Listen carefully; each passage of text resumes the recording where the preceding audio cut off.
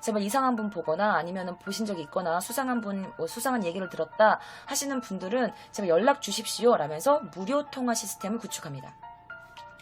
이게 지금까지 짧게 여러분들께 딱 요약해서 들려드리면 이거예요.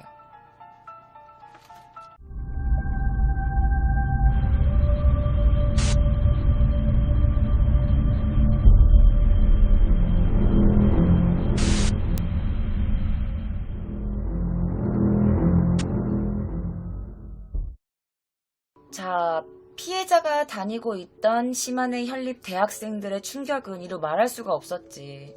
자, 그녀가 대학 생활을 했을 때 누군가가 찍어준 사진인 것 같아요. 평소 그녀의 생활 모습인 것 같아요. 자, 어떤 그 동급생인 한 여대생은 이렇게도 말했대. 사실은 히라오카 씨가 행방불명 되기 며칠 전에 대학교 앞 버스 정류장에서 차를 탄 어쩜 좀 이상한 남자 2명이 말을 걸은 적이 있어요. 밤 되면 무서워서 나갈 수가 없어요. 라면서 목매인 목소리로 말을 했대요. 그러니까 그녀한테도 어떤 이상한 남자가 말을 건 적이 있다라고 그렇게 증언을 했대. 그래서 대학교 측은 기자회견을 또 엽니다. 그러면서 이렇게 말을 했다고 해요. 정말 분해서 견딜 수가 없습니다. 아니 왜 자신의 꿈을 위해서 이렇게 열심히 노력했던 그녀가 왜 이렇게 처참한 모습으로 발견돼야 합니까? 그녀의 미래를 생각하며 원통하며 가슴이 찢어집니다 라면서 그 대학교에서 기자회견을 열었다고 합니다. 자, 그럼 평소에 그녀 행실은 어땠나? 자, 피해자가 다니고 있던 아르바이트를 운영했던 그 사람은요, 이렇게 말했대요. 그녀는 봄부터 일을 했어요. 그런데 결근한 적도 없고 지각한 적도 없어요. 정말 우리 가게에서는 빼놓을 수 없는 존재였다니까요. 라고 말했다고 해요. 자, 그녀는 신장 147, 그리고 날씬한 몸매에 머리 길이는 다소 갈색의 머리였대요. 좀 약간 이 정도 되는 머리 길이에. 저랑 비슷했던 것 같아요. 그리고 해외 유학에 희망을 품고 있었던 굉장히 밝은 성격의 여자였대요.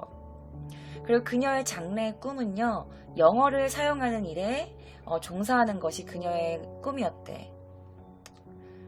그리고 불쌍한 사람들, 그리고 가난한 사람들, 우리 기아를 구하기 위해서 자원봉사 동아리에도 소속되어 있었고요. 수업은 결석은 거의 없고 굉장히 성실하고 거기다가 성적까지 우수했던 학생이었대요. 그리고 연휴나 추석, 그러니까 뭐 우리 막 그런 추석이나 좀 긴 휴가 있잖아. 뭐 일본 말로는 오복야스미라거나 뭐 이렇게 골든위크 이렇게 표현을 하는데, 그런 휴가 때는 반드시 자신의 본가, 친가에 돌아갔대. 엄마 아빠한테. 그리고 항상 그 시간은 가족들과 함께 보내곤 했다고 합니다. 그리고 그녀가 뭐 대학 어학 수업이나 뭐 세미나 아니면 뭐 동아리, 아르바이트, 그녀가 맨날 움직이는 동선은 항상 이렇게 정해져 있었대.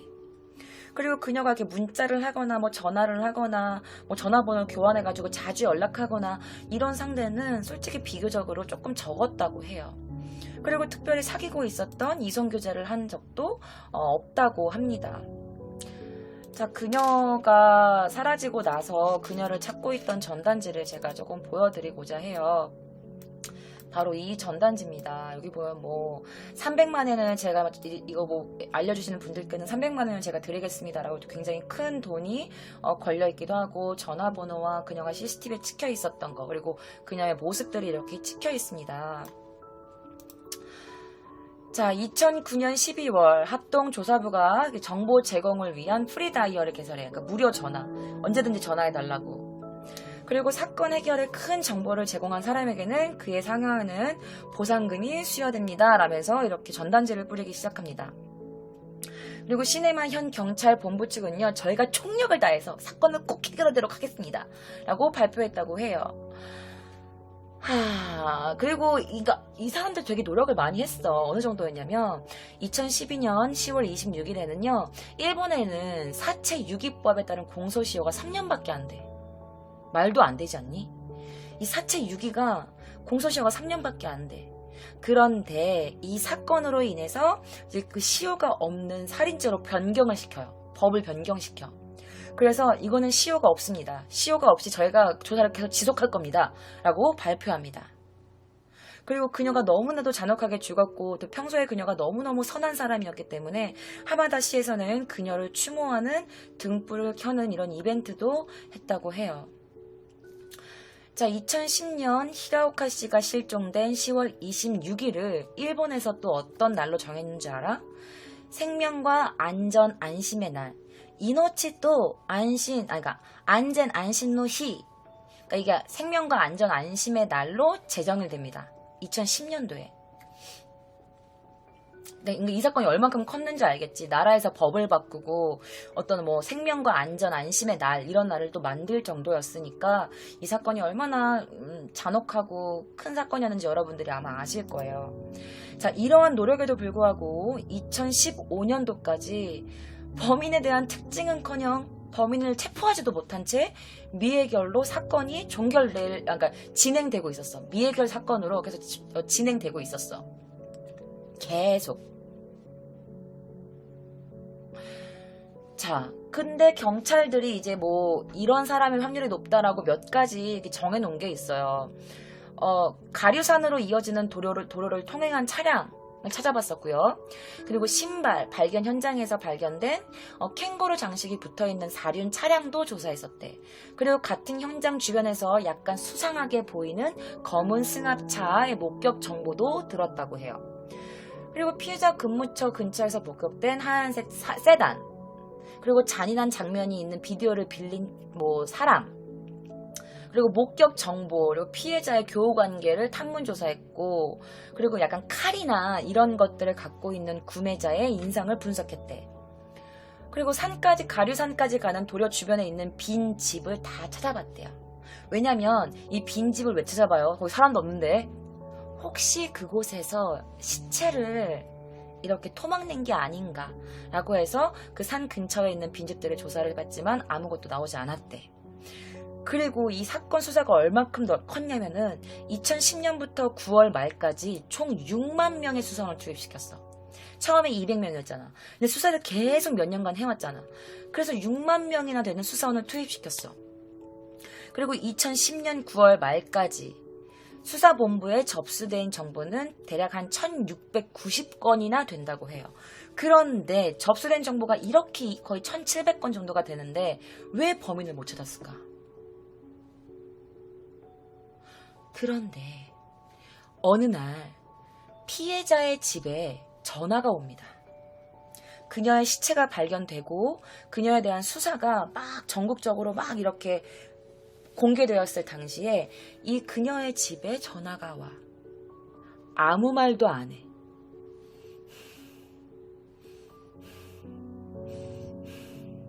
숨소리만 들릴 뿐 아무 말도 없는 전화가 걸려와가지고 또 그거에 대한 수사를 한 적이 있었지만 아무 이득도 볼 수가 없었어요. 자, 그런데 여러분, 사건이 일어나고 7년 만에 이 사건이 진실이 밝혀집니다. 근데 여러분, 나 이거 있잖아. 나 소름인 게 뭔지 알아? 나 이거 사실 이 뉴스 봤었어. 내가 그때 레스토랑에서 아르바이트를 하고 있을 때였어. 레스토랑에서 이렇게 아르바이트를 하고 있을 때인데 뉴스에 이 남자의 얼굴이 이렇게 막 나오면서 7년 만에 드러난 진실 해가지고 막 나왔던 게 기억이다. 내가 이 사건을 조사하면서 이 범인 사진 보고 어머, 내가 봤던 건데 대박. 그랬다니까. 그래서 2016년 12월 17일 경찰이 사건 7년 만에 특정 인물을 용의자로 확정하고 수사 내용 일부를 전국적으로 공개합니다. 몇 년째 단서가 부족하다. 수사 목격자가 되게 증언들이 너무 막 이거를 명확한 증거로 쓰기엔 너무 부족하다. 막 이런저런 이유로 수사 난간에 봉착하던 경찰이 속어법을 이용해가지고 용의자 후보를 이렇게 지어가면서 조금씩 좁혀온 거야. 그런데도 갈피가 안 잡힌 거지. 그래서 수사 대상을 인근 도시들까지로 이렇게 넓게 확대한 거야. 그러던 중에 경찰이 당시 마스다란 곳에 거주했던 한 남성을 떠올립니다. 제가 지금부터 그 범인의 얼굴을 여러분들께 보여드릴 거예요. 그래, 이 사진이었어, 이 사진. 내가 이 사진을 내가 봤다니까, 텔레비에서.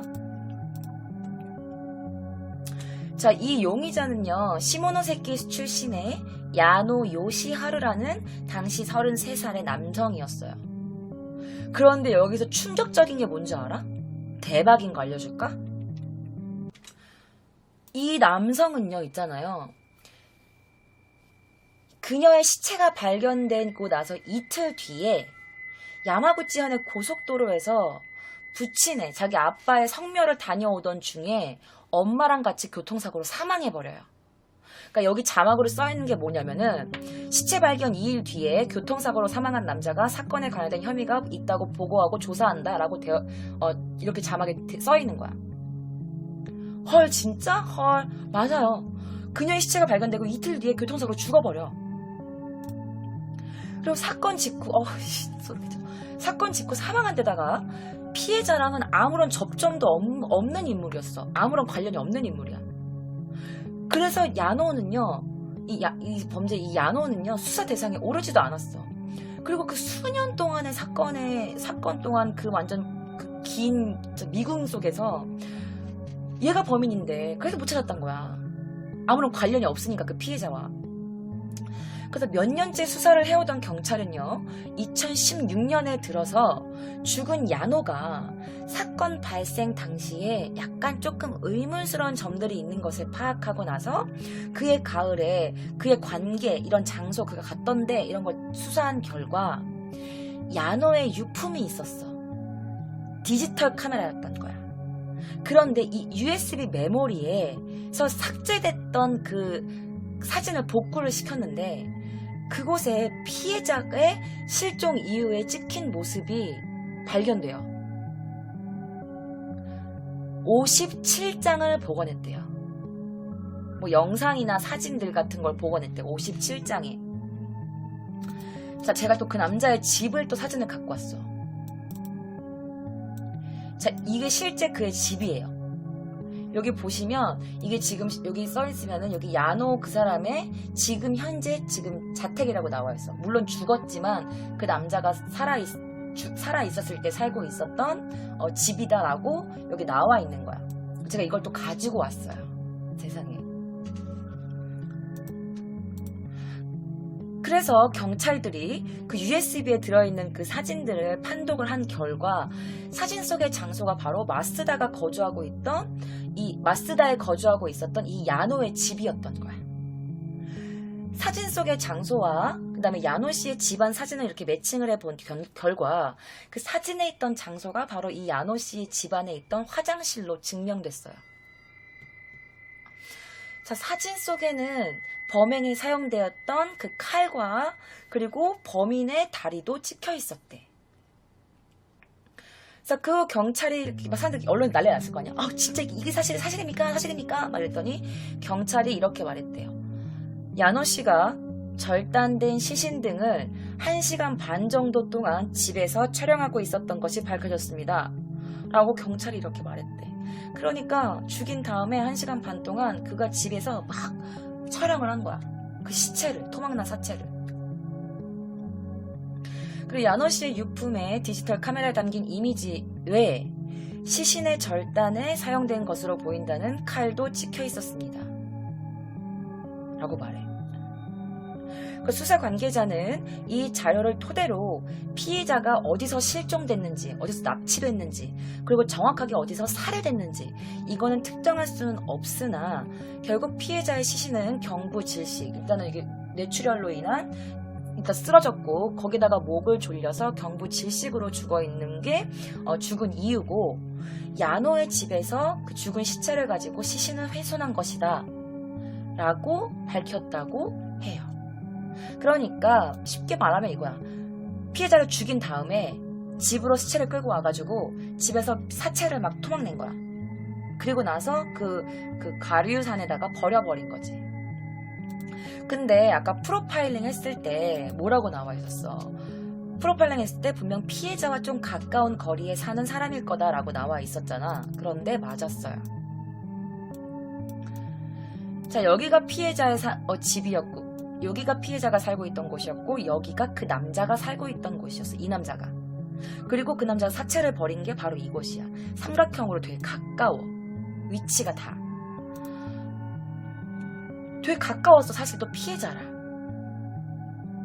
그러니까 유기 현장에서 발견된 범인의 유리품이었던 비닐봉투와 동일한 종류 그 비닐봉투, 그 도꼬모, 그래서 그 전화번호 포장한 그 비닐봉투 있지.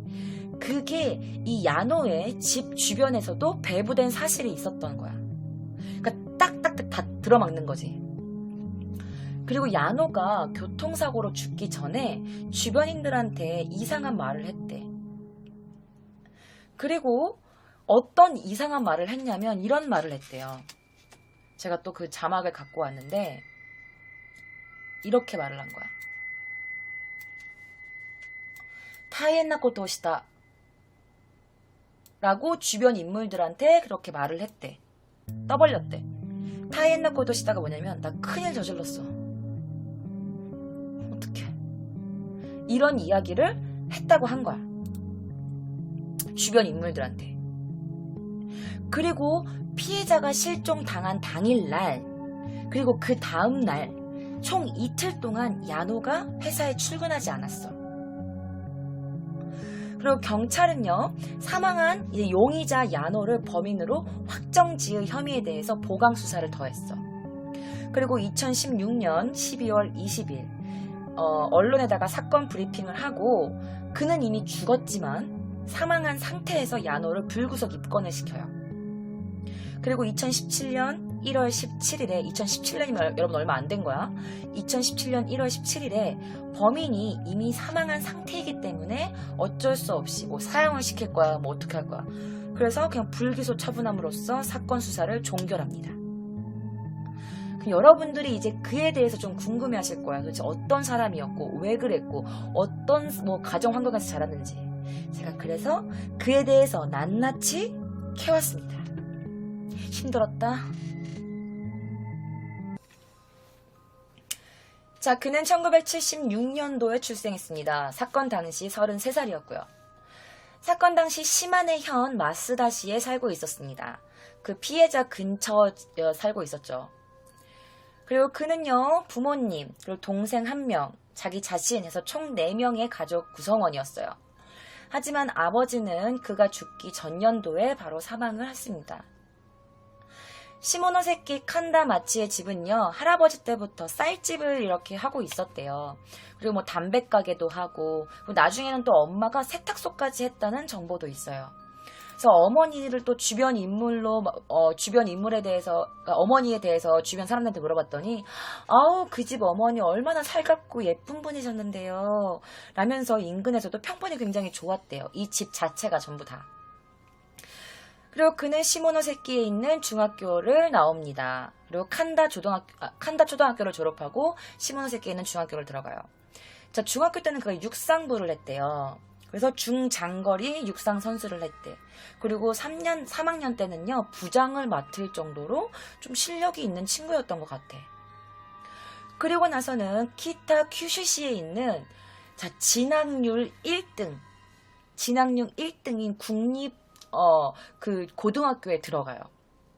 그러니까 사립 큐시 경예 고등학교에 들어가. 그리고 특진 클래스, 그러니까 공부를 되게 잘하는 반, 그리고 이과로 들어갑니다. 공부도 잘했던 거야. 그러니까 얘가 특급 클래스, 이과, 머리 좋아야 돼. 그러니까 머리가 굉장히 좋았던 애야. 그리고 고등학교를 그렇게 머리가 좋았으니까 당연히 대학교에 진학을 했겠지. 그 대학교에 갑니다. 합격을 해요.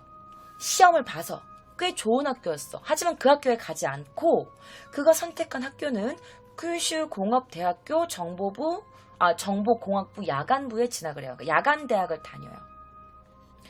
그런데 재수를 해서 대학교에 붙었어. 대학교에 붙었는데 좋은 대학교는 안 가고 야간대학교를 갔단 말이야. 재수하면서까지 대학교 가고 싶었는데 왜 그 학교를 안 가고 야간대학교에 갔는지는 모르겠지만 어쨌든 야간부학교에 갔어. 갔는데 중퇴를 해요. 졸업하지 않아. 그리고 그가 고등학교 수업 때는요, 중학교 때는 육상부에 들어갔잖아. 근데 고등학교 때는 유도까지 했었대. 유도 경험자였대. 자, 그럼 그가 어떤 사람이었을까? 어둡고 막 약간 좀 아웃사이더고 약간 좀 신경질적인 그런 남자였을까? 자, 일단은 여러 중학교 동창의 증언을 들어보면 이렇게 말했어. 아, 야, 너 완전 분위기 메이커였어요.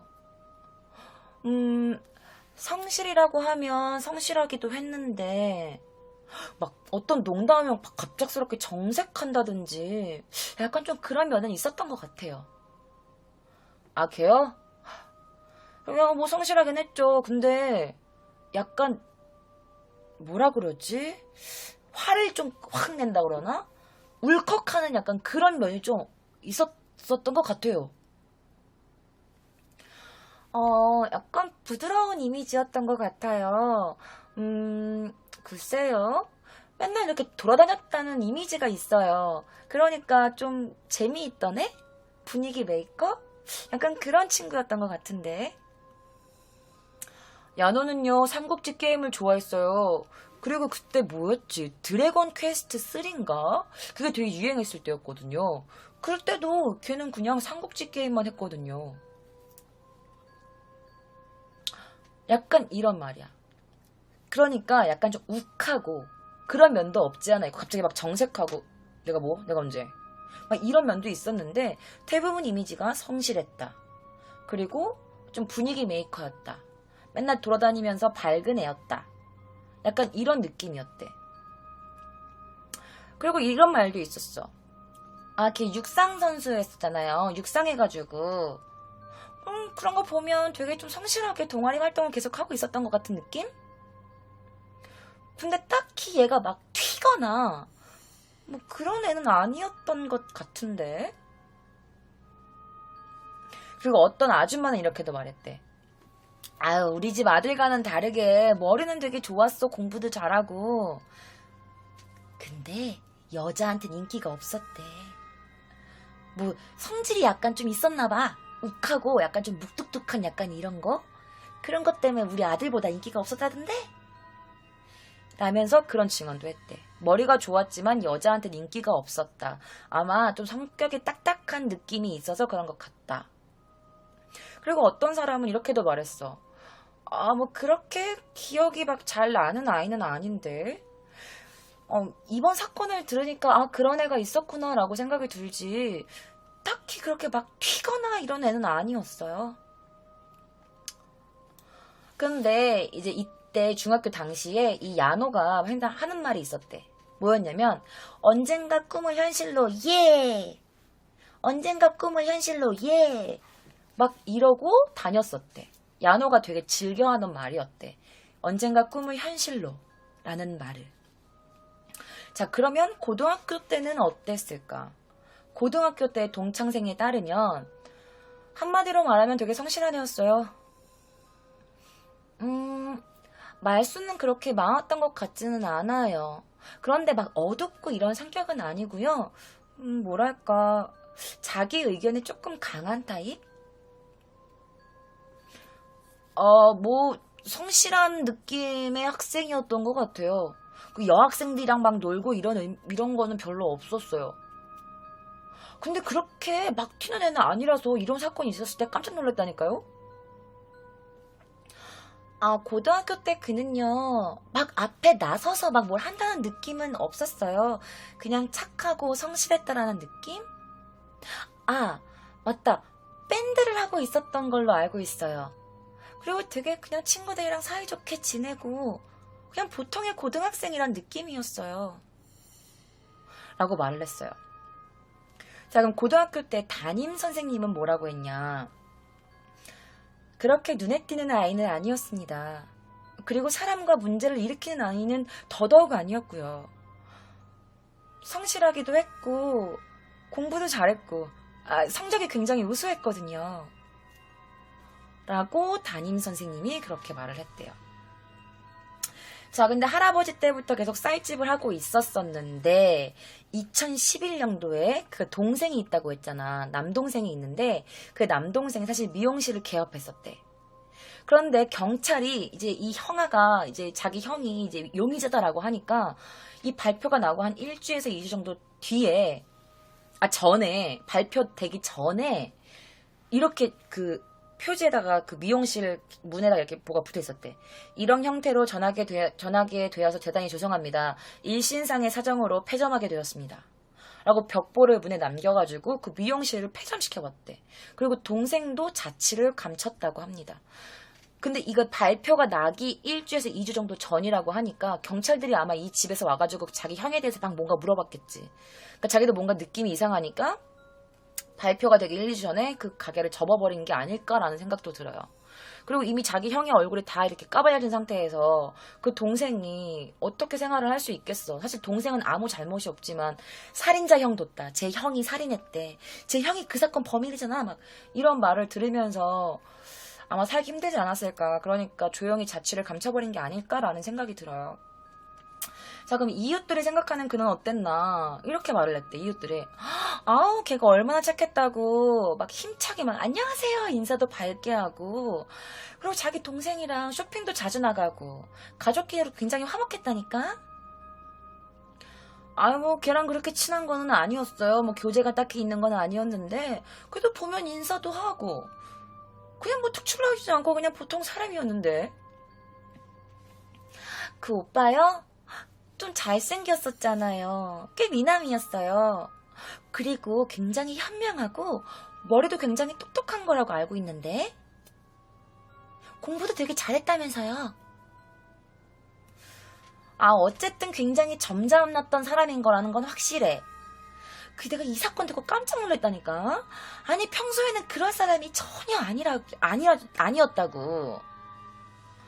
주변 사람들이 말하기로는 그는 인사성도 밝고 별로 친하지 않아도 인사 정도는 하는 예의 바른 청년. 그리고 얼굴도 좀 잘생긴 편이었고 똑똑하고 성적도 우수했다는 사람이었대. 그래서 이 사건이 일어난 뒤에 주변 사람들이 다 놀란 거야. 그럴 사람이 아니었는데. 그럴 사람으로 보이지 않았는데. 중학교 동창, 고등학교 동창, 담임선생님 모두가 다 그렇게 말을 하고 있는 거야. 자, 그럼 그는 어떤 생활을 하고 있었나? 자, 그는요. 자기 본가 근처에 있는 라멘집에서 아르바이트를 했었대. 거기서는 밤에 라멘집에서 아르바이트를 하고 편의점에서는 낮에 아르바이트를 했대. 그러니까 낮에는 편의점, 밤에는 집 근처에 있는 라멘집 이렇게 아르바이트 생활을 하고 있었던 거야. 자, 그러다가 2009년 5월부터 야마구치현 시모노세키의 본사가 있는 주택설비회사에서 일을 하기 시작합니다. 그런데 정식으로 취업 채용, 그러니까 정식 직원 채용은 아니었대. 그러니까 약간 인턴 생활을 했던 것 같아. 자, 그리고 나서는 마쓰다 영업소에 파견이 됩니다. 그래서 태양광 패널 있죠. 태양광 우리 이런 패널 있잖아. 그 패널을 팔는 그 영업을 하기 시작했대. 그리고 회사 차로 차량을 하나 얘가 받았대. 회사용 차가 한 대가 있었고, 그리고 단독주택에서 독신 생활을 시작합니다. 2층 단독주택에서. 주택설비회사의 그 전 사장 말에 따르면 야노 씨는 2009년 4월 달에 직업 소개서의 소개로 이제 면접을 보게 된 거야. 그런데 인상이 좋잖아. 그래갖고 채용을 결정한 거지. 그런데 채용됐을 때, 아니 솔직히 우리같이 이렇게 지금 취업이 어려울 때면은 사실은 내일부터 나오시죠 라고 하면은 네 감사합니다 그래야 되는데, 그는 이렇게 말했대. 죄송합니다. 근데 제가 지금 라멘 가게에서 아르바이트를 하고 있거든요.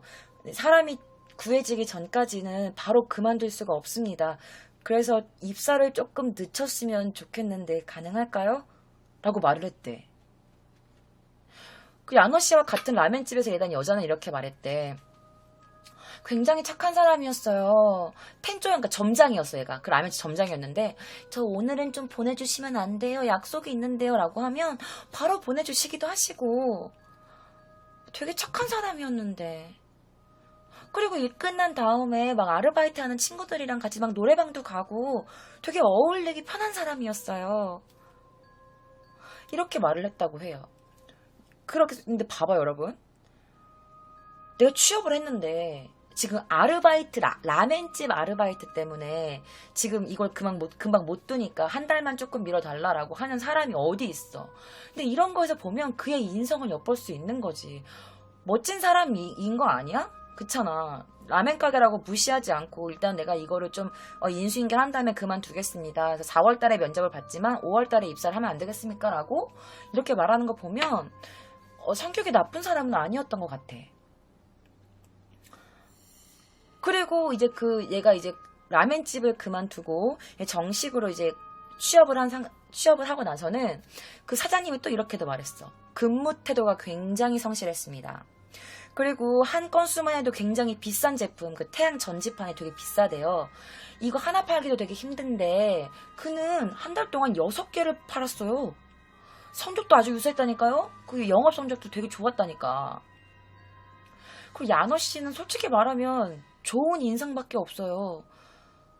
야너 씨가 이런 일을 저질렀다니 아직도 믿을 수가 없다니까요. 라고 사장님이 그렇게 말했대.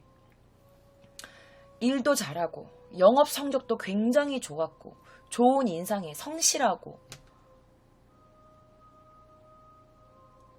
자, 그리고 이제 또 그분이 이렇게도 말했대. 면접 때 이렇게 말했대.